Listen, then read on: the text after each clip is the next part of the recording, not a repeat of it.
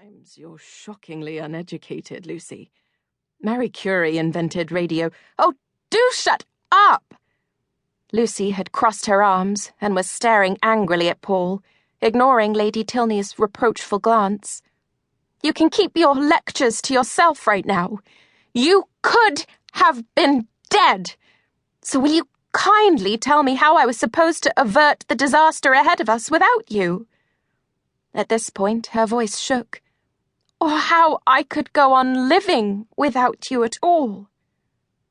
I'm sorry, Princess. She had no idea just how sorry he was. Said Lucy. You can leave out that remorseful doggy expression. There's no point in thinking about what might have happened, my dear child, said Lady Tilney, shaking her head as she helped Dr. Harrison to pack his instruments back in his medical bag. It all turned out for the best. Paul was unlucky, but lucky as well. Well, yes, it could have ended much worse, but that doesn't mean it was all for the best, cried Lucy. Nothing turned out for the best, nothing at all. Her eyes filled with tears, and the sight almost broke Paul's heart. We've been here for nearly 3 months, and we haven't done any of the things we planned to do, just the opposite. We've only made matters worse. We finally had those wretched papers in our hands, and then Paul simply gave them away. Maybe I was a little too hasty. He let his head drop back on the pillow. But at that moment, I felt it was the right thing to do.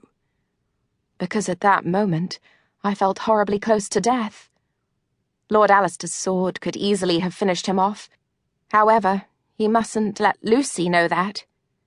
If we have Gideon on our side, there's still a chance. As soon as he's read those papers, he'll understand what we're doing and why. Or let's hope so, he thought. But we don't know exactly what's in the papers ourselves. They could all be in code, or... Oh, you don't even know just what you handed to Gideon, said Lucy. Lord Alistair could have palmed anything off on you. Old bills, love letters, blank sheets of paper. This idea had occurred to Paul himself some time ago, but what was done was done.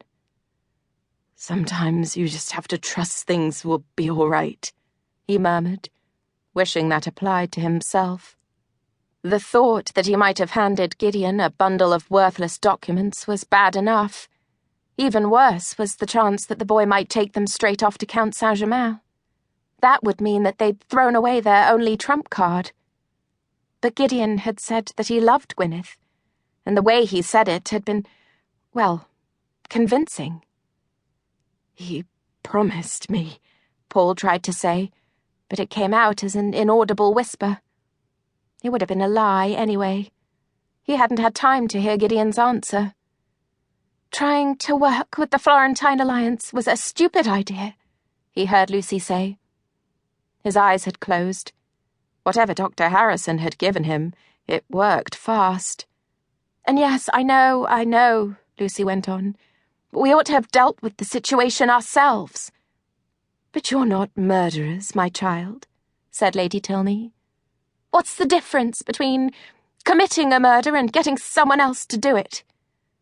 Lucy heaved a deep sigh, and although Lady Tilney contradicted her vigorously, my dear, don't say such things.